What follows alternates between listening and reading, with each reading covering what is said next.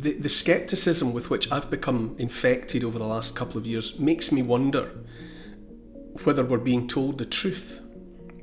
I wonder if some of it isn't yet more propaganda.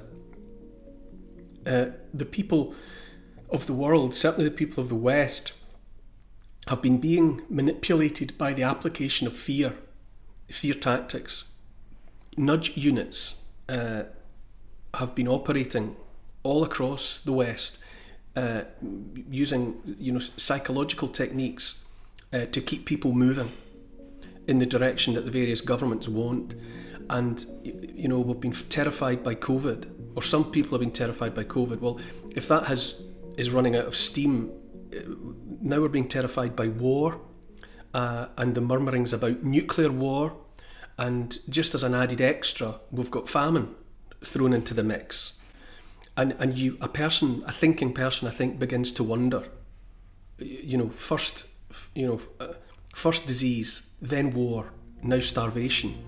Is it really the case? Well, time will tell. And if it is, if we are looking at food shortages on a global scale, then the consequences of that will be hard to measure. Because here in the West, most people have lived through a time of not just plenty, but a time of gratuitous waste. People have been accustomed to buying readily available cheap food and then piling it up in their cupboards and fridges and watching it rot and then shoveling it into the bins and putting it out in the street. We have become an obscenely wasteful population. We don't have any longer the mindset of our ancestors and predecessors about scrimping and saving and eating everything and making the most of everything and eating animals from head to tail, eating everything but the squeak, as they used to say.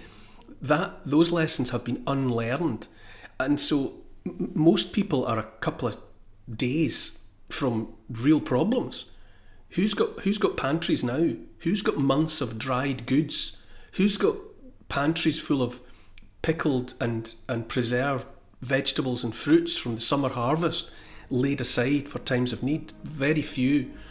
So, if we are looking down the barrel of empty supermarkets, properly empty supermarkets, so that food isn't just expensive but unavailable, not there to be bought, well, that'll be an interesting ride on the roller coaster.